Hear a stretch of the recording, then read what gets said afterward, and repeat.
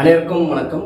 நம்ம சேனல் புதுசாக பார்க்குறீங்க அப்படிங்கிறத சப்ஸ்கிரைப் பண்ணுங்க. ஆல்ரெடி பார்த்துட்டு இருக்கவங்களும் லைக் பண்ணி கமெண்ட் பண்ணி ஃப்ரெண்ட்ஸுங்களுக்குலாம் ஷேர் பண்ணுங்க. நம்ம சேனலுக்கு எந்த படத்தோட ரிவ்யூ பற்றி பார்க்க போகிறோம் அப்படின்னு பார்த்தீங்கன்னா, இந்த வாரம் தேட்டரில் ரிலீஸ் ஆகிருக்கிற எலெக்ஷன் அப்படிங்கிற படத்தோட ரிவ்யூ பற்றி தான் பார்க்க போகிறோம். பார்த்தீங்கன்னா இன்னும் அந்த எலெக்ஷனுக்கு நான் வச்சு மைக் கூட வரல, அதுக்குள்ளே எலெக்ஷன் ஒரு படத்துக்கு நான் ரிவ்யூ பண்ணுறேன்.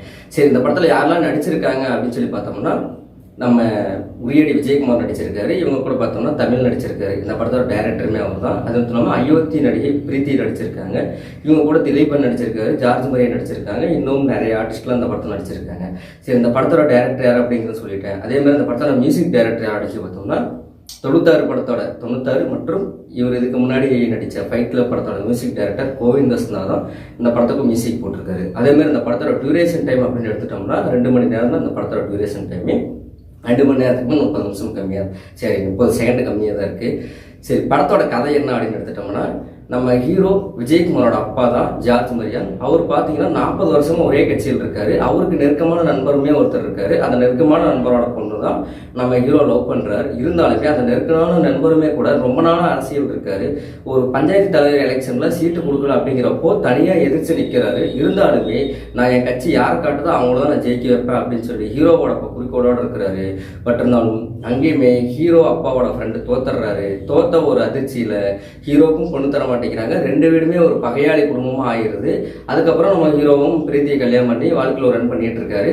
பட் இருந்தாலும் ஒரு கட்டத்துல இன்னொரு டீம் வந்து எலெக்ஷன்ல நிக்கணும் அப்படின்னு சொல்லி சுத்திட்டு இருக்காங்க. இருந்தாலுமே எங்க இவர் 40 வருஷமா கட்சியில் இருக்கனால இவரோட பையனை நின்றுவாங்களோ அப்படிங்கிற ஒரு பயத்துல இவர் நிக்க வேணாம்னு சொல்ல, நான் அப்படித்தான் நிற்பேன் அப்படின்னு சொல்லி களம் இறங்குறாரு.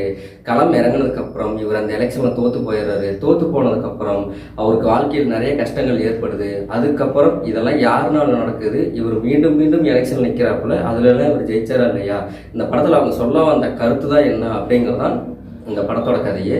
எனக்கு தெரிஞ்ச படத்தில் பாசிட்டிவ்ஸ்னு எடுத்துட்டிங்கன்னா, நடித்த எல்லாரோட ஆக்டிங்குமே படத்தில் பாசிட்டிவ் தான். மியூசிக் ஓரளவுக்கு ஓகே தான். அதே மாதிரி பார்த்தோம்னா இந்த படத்தில் முக்கியமான கேரக்டர்ஸ் அப்படின்னு எடுத்துட்டோம்னா, நம்ம ஹீரோவோட அப்பா ஜார்ஜ் மரியான், ஹீரோ பிரீத்தி மற்றும் அதுக்கப்புறம் திலீபன், அவர் ஒரு முக்கியமான கேரக்டர் தான். இதை தாண்டி சொல்லணும்னா இன்னொருத்தர் ஒரு பாய் கேரக்டர் மட்டும் நடிச்சிருக்காரு. அவருமே ஒரு முக்கியமான கேரக்டர் தான் நடிச்சிருக்காரு. சரி, எல்லாமே பாசிட்டிவ்னு சொல்லிட்டேன். படத்தில் வந்து நெகட்டிவ்ஸ் இல்லை அப்படின்னு கேட்டோம்னா, ஃபர்ஸ்ட் நான் பாசிட்டிவ்ஸ் சில டைலாக் சொல்லிக்கிறேன். கட்சி நலையிற ஒரு நாள் இந்த கட்சி ஒன்று வந்து ரோட்டில் தூக்கி போகிற நாய் மாதிரி தூக்கி போட்டுரும், அன்னைக்கு நீ நடுத்தருவில் தான் நிற்ப அப்படின்னு சொல்லி ஹீரோட அப்பா கிட்ட அவரோட ஃப்ரெண்டா சொல்கிற அந்த ஒரு சீன் கிளைமேக்ஸில் நடக்கும். அதே மாதிரி 40 வருஷமா கட்சியில் இருந்து தன்னோட அப்பாவுக்கு எதுவுமே கட்சி செய்யலை அப்படின்னு நினச்சி அந்த ஒரு ஆங்கத்தில் இதெல்லாம் வேணாம்னு சொல்லி ஒதுங்கி நிற்கிற அவரை திடீர்னு அரசியலே அவர் பக்கம் கொண்டாந்து சேர்த்துறதாகட்டும், தன்னோட பையனுக்கு தலைவர் சீட்டு வேணும், நான் 40 வருஷமா கஷ்டப்படுறேன் அப்படின்னு சொல்லி சொல்கிறப்போ, இங்கே பணம் இருந்தால் மட்டும்தான் எதுவுமே பண்ண முடியும்னு சொன்ன உடனே ரோட்டில் போகிறப்போ திடீர்னு ஒரு கட்சி துண்டு கீழே விழுகும். பட் அந்த கீழே உள்ள ஒரு துண்டுக்கும் நல்லா ஷார்ட்ஸ் வச்சிருக்கிற டேரக்டர் அதெல்லாம் பார்த்தோம்னா, ஃபஸ்ட்டு சீனில் பொண்டாட்டிக்கு எப்படி தாலியோ அதே மாதிரி தான் ஒரு கட்சிக்காரனுக்கு அவனோட கரவேட்டையும் கரை துண்டும் அப்படின்னு சொன்ன மனுஷனாடா இப்படி கட்டி விட்டு போகிறாப்புல அப்படிங்கிற மாதிரி தோணும். அதேமாதிரி தமிழ் வர சீன்ஸ் எல்லாமே பார்த்தீங்கன்னா ஓரளவுக்கு நல்லா இருக்கும். ஏன்னா நம்ம ஹீரோவோட தங்கச்சிக்கு ஹஸ்பண்டாக நடிச்சிருப்பாரு. அவரும் பரவாயில்ல, இவருக்கு இந்த படத்தில் இம்பார்ட்டன்ட் ரோல் கொடுத்துருக்காங்களோ அப்படின்னு பார்த்தேன். அப்புறம் தான் போக தெரிஞ்சு சரி இவர் தான் டைரக்டர், அதனால தான் அவருக்கு ஒரு முக்கியமான ரோல் கொடுத்துட்டாரு. அதே மாதிரி அயோத்தி படத்தில் இருந்த அளவுக்குலாம் வெயிட் ரோலும் நம்ம பிரீத்திக்கு இந்த படத்தில் இல்லை அப்படிங்கிறது நல்லாவே தெரிஞ்சுக்க வேண்டிய ஒரு விஷயம்தான். இருந்தாலுமே கூட இந்த படத்தை எல்லாருமே பார்க்கலாம்னு கேட்டோம்னா ஒரு மெசேஜ் சொல்லியிருக்காங்க. அதாவது கட்சியில் நீ எவ்வளோ கஷ்டப்பட்டாலும் தொண்டனாக தான் இருப்பான், இடையில வர்றவங்களாம் மேலே போயிட்டே இருப்பாங்க அப்படிங்கிற ஒரு விஷயத்தையும் தன்னோட அப்பாவுக்கு புரிகிற மாதிரி இந்த படத்தில் ஒரு ஆதங்கத்தில் சொல்லியிருப்பாங்க. அந்த ஒரு மெசேஜ் ஆகட்டுமே, அரசியலுங்கிறது கௌரவமோ இல்லை பண அதிகாரமோ திமிரோல இல்லை, மக்களுக்கு நம்ம சமூகத்துக்கு செய்கிற நல்ல விஷயம்தான், அதுதான் அரசியல் அப்படிங்கிறது இங்கே நிறைய பேர் தப்பாக புரிஞ்சுக்கிட்டாங்க அப்படின்னு ஒரு விஷயத்துமே சொல்லியிருப்பாங்க. எனக்கு வேறு ஏதாச்சும் நெகட்டிவாக சொல்லணும் அப்படின்னு நினச்சோம்னா, படத்தில் எனக்கு தெரிஞ்சு எல்லா சீனுமே நிறைய படங்கள் பார்த்தனால எந்த ஒரு சீன்ஸுமே எனக்கு பெருசாக பிடிக்கல. பார்த்தாலும் இன்டர்வலுக்கு முன்னாடி ஒரு 10 நிமிஷம் ஒரு ஃபைட் வரும். அந்த ஃபைட் ஓரளவுக்கு நல்லா இருந்துச்சு. ஏன்னா அந்த பாயா நடித்த அவர் வர்ற சீன்ஸ் மாதிரி கூட ஓரளவுக்கு நல்லா இருக்கும்.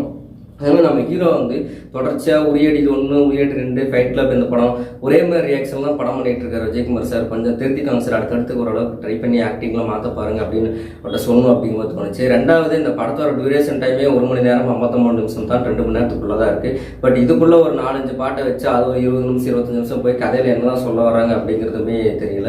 ஒருத்தனும் பட்ஜெட் அப்படிங்கிற பேர் நிறைய சுருக்கி பண்ணியிருப்பாங்கட்டு இருக்குது. அதுலேயுமே மூர்த்தி அப்படிங்கிற ஒரு கேரக்டர் ஒருத்தர் நடிச்சிருப்பாரு. இவங்களை எதிர்த்து நிற்கிற ஒருத்தரா அவருமே ஓரளவுக்கு அவருக்கு கொடுத்த பர்ஃபார்மன்ஸ் நல்லா பண்ணியிருக்காரு. சேவியர்னு ஒருத்தர் நடிச்சிருப்பாரு. அவர் பெருசாலாம் எந்த ஒருத்தருமே டைலாக்ஸ் இருக்காது. கொடுத்த கேரக்டர் கரெக்டாக பண்ணிட்டு போயிருக்காரு. இருந்தாலுமே அவருமே திடீர்னு இறந்து போயிடுவார். திருநங்கை கேரக்டர் ஒன்று கொடுத்துருப்பாங்க. அந்த ஒரு கேரக்டரும் நல்லா பண்ணியிருப்பாங்க. ஸோ முடிஞ்ச அளவுக்கு நல்லா கொடுத்துருக்காங்க. பட் இன்னும் கொஞ்சம் நல்லா ட்ரை பண்ணி எடுத்திருந்தா அந்த எலெக்ஷனில் கண்டிப்பாக ஜெயிச்சிருக்கும் அப்படிங்கிறது வந்து எல்லாத்துக்குமே தெரிஞ்ச விஷயம்தான். ஏன்னா நீங்கள் டைம் இருந்துச்சுன்னா பாருங்கள், ஒரு ஒன் டைம் ஆவரேஜ் ஃபிலிம் தான், பெருசாக சூப்பர்னு சொல்லலை, ஆனால் மொக்கைன்னு சொல்லலை, ஏதோ ஒரு டைம் உட்காந்து பார்க்கலாம்ப்பா அப்படின்னு சொல்லலாம். ஏன்னா அந்த படத்தை பொறுத்தவரையிலுமே 2 ஹீரோயின்ஸ் இருக்காங்க. ஃபர்ஸ்ட் ஒரு ஹீரோ லவ் ஃபீல், 2வது ஹீரோயின் வந்து நம்ம பிரீத்தி தான். அதுவுமே நீங்கள் படம் பாருங்கள், எல்லாமே தெரியும். சொன்னால் சொல்லிட்டே போகலாம். ஏன்னா அரசியல் சம்மந்தப்பட்ட படம் அப்படிங்கிறனால எனக்கு தெரிஞ்ச வண்டவாளத்தாலும் நான் விடுவேன். பட் அதுக்கெல்லாம் டைம் இல்லை அப்படிங்கிறனால படத்தோட கதை என்ன பாசிட்டிவ் நெஸ்ட் அதை சொல்லி முடிச்சிட்டேன். மீண்டும் அடுத்த வீடு சந்திக்கும் முறை அனைவருக்கும் நன்றி.